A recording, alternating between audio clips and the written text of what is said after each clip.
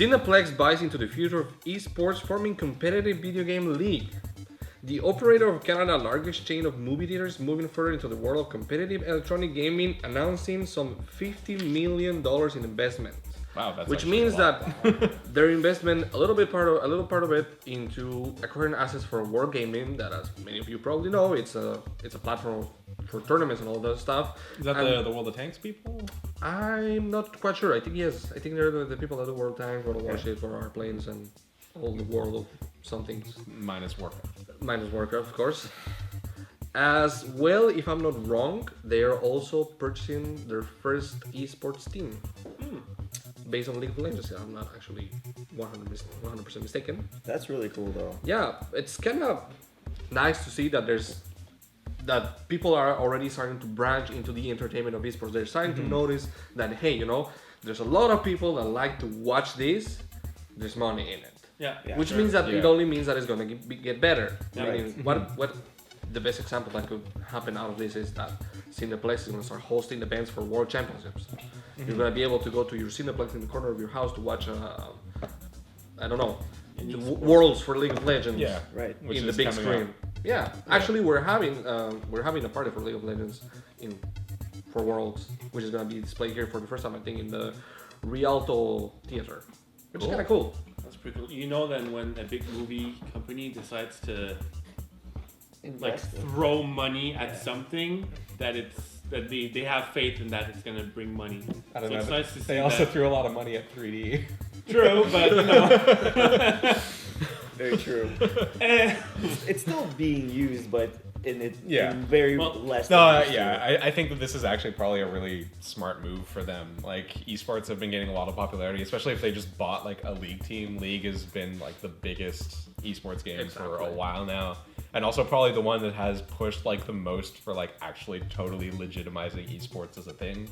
Right, like it was a few years ago that like Riot got their players like athletes visas. Oh yeah. So they could like travel and like do worlds, which was like the first time that had ever been done. For I do esports remember team. that specifically. So I guess it makes sense if they're gonna push into it first with like League of Legends. Like, I mean, you have to consider it as like there's so much money going. Like number one example, Twitch. In Twitch, you see how much freaking money is being made, and most of the time when you go to Twitch, which one is the number one broadcast game in the entire library? League of League Legends. of Legends. Yeah. So it's only logical that you're gonna put a lot of money into it to just make a big, huge entertainment scene out of it. Yeah, for sure. Yeah. As long as I don't have to pay like $50 to get Your ticket. my ticket. Well, keep it this way. You're gonna pay $10 to watch a tournament in it, but you're probably gonna spend $80 on popcorn and drinks. True.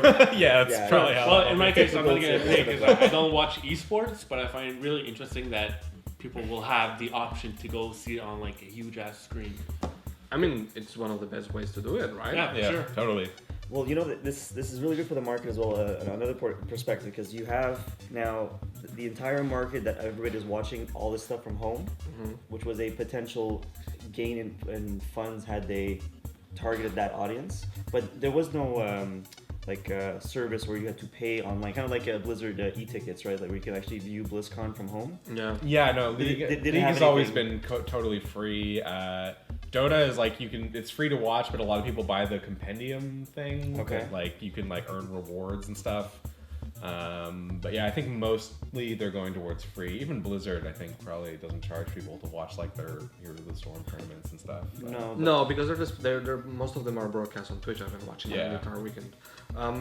What they do charge for is, well, they don't even charge you for, because, for example, for BlizzCon, you got the e-ticket. For BlizzCon, usually the way it's been working is like they have the entire opening free that everybody can watch. It's mostly on their website and probably on Twitch. I never seen it on Twitch. But if you buy the e-ticket to watch the stuff online, you basically have access to every one of the panels that they're gonna have for every area of the conference.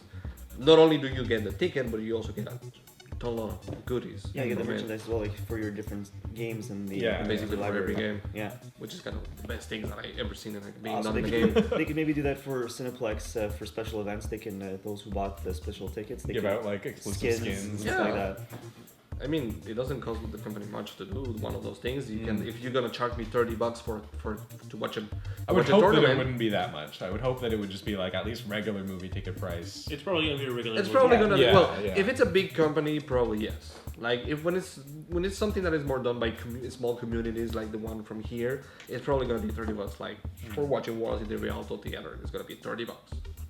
Like just check the price. I won't do so. Well, they already do. They already broadcast things like wrestling.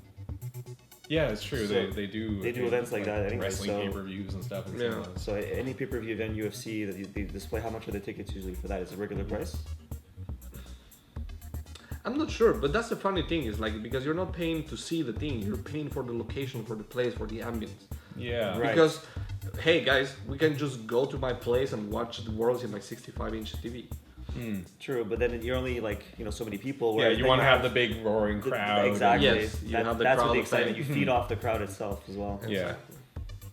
Okay. Yeah, like I've watched Worlds like the last 2 years, and like one time I did it with like a big group of friends, and it was like super fun, and everyone was like cheering. And then like last year I was kind of busy, so I ended up watching it alone, and it was kind of boring. It was not at all the same thing. So I imagine seeing it in like a huge crowd must be really fun. Yeah, for sure. Yeah. Thank you guys for watching this video. Don't forget to throw it a like. Maybe you should probably subscribe too. And you should totally check the Facebook page for Too Much Sugar Films and also follow them on Twitter at TMS_films. My name is Lucas and thank you for watching.